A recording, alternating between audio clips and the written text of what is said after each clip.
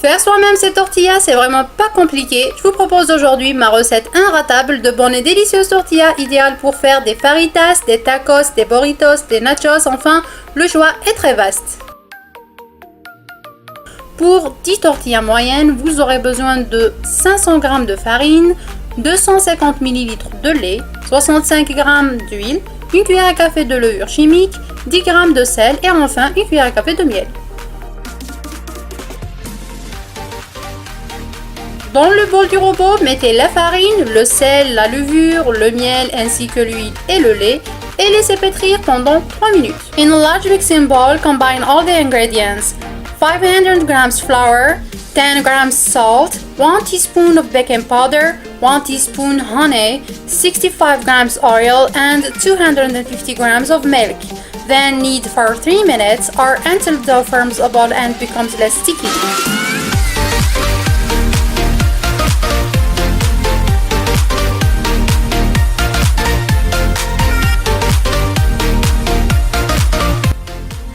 Les 3 minutes se sont écoulées, la pâte doit être lisse et non collante. Roulez-la en boule et remettez-la dans un saladier. Couvrez et laissez reposer pendant 15 minutes.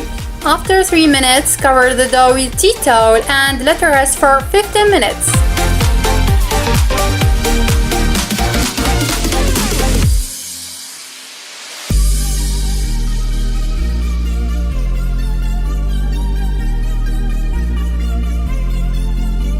Next, divide the dough into 10 smaller pieces and roll the pieces into balls. Cover balls of dough for an additional 1 hour. Découpez votre pâte en 10 boules identiques d'environ 75 g chacune, filmez ou recouvrez d'un sachet et laissez reposer une seconde fois, minimum 1 heure.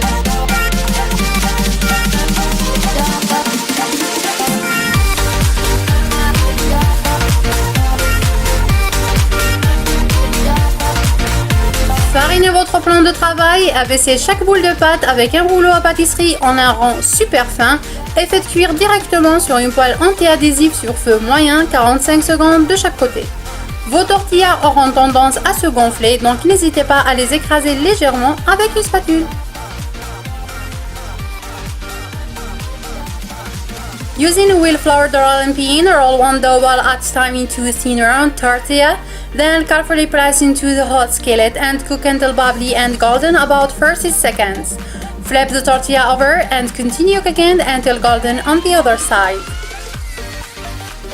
Une fois la tortilla est cuite, transférez-la directement dans une assiette mise dans un sachet pour qu'elle garde toute sa souplesse. Tortillas should be soft, not crispy, as each one is cooked. Stack on bread covered with kitchen towel or bag, or in tortilla warmer if you have. Then repeat with the remaining dough.